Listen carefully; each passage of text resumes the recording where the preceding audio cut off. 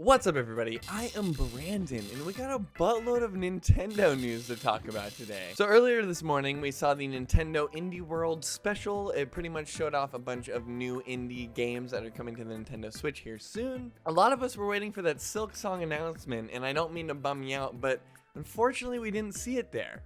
That being said, there are tons of other really cool games we're going to go over today on another episode of Game Corner.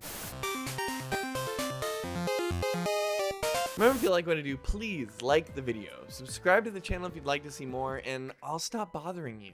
So first up, we saw Sea of Stars. It's by Sabotage Studios. It looks like a little Chrono Trigger inspired RPG here. It's got some really beautiful pixel art and kind of those, you know, real-time turn-based battles where like you run into an enemy and then immediately start battling them in that zone or whatever. Some of the music is actually composed by Yasunori Mitsuda, so they clearly understand that there's sort of a Chrono Trigger reference going on there. And it sounds like the game is going to be out by holiday next year, so keep an eye out for that. Next up, they showed off Alicia. It's sort of Breath of the Wild-esque looking. I really hate saying that because everyone says everything is Breath of the Wild looking nowadays, but how the game does look very Breath of the Wild. It's almost got like a hand-drawn watercolor sort of look to it. Everything sort of glows like it does in Breath of the Wild. Anyway, it's made by Underscore Game Studio. I think this is the first like actual game they're releasing, so we'll have to kind of see how it goes. Clearly Nintendo sees something in them though, because it's a really pretty looking game and it looks like it's pretty puzzle heavy.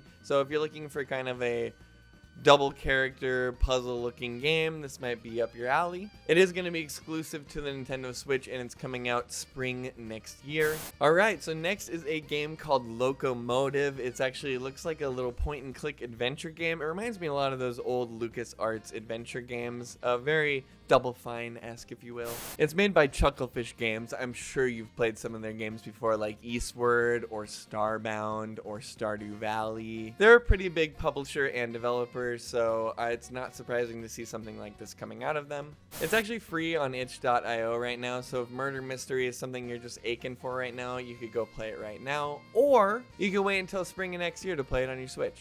After that, we got After Love EP. It's sort of a graphic novel-esque looking story game where you kind of progress, you know, dialogue to dialogue to dialogue with maybe some little mini games here throughout. I do love that whole like explore the city and check your phone and stuff like that. I do love those sort of game mechanics. It makes me think a lot of like Persona or maybe even like Catherine, something like that.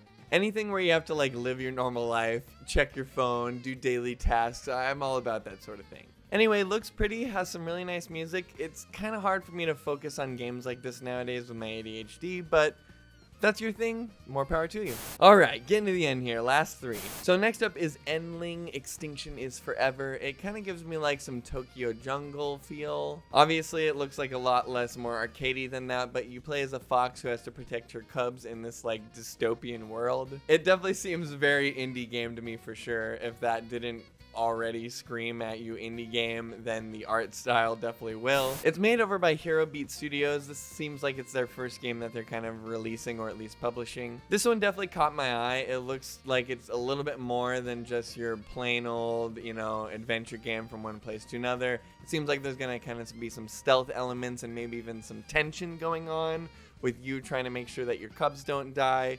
Very curious to see how that turns out.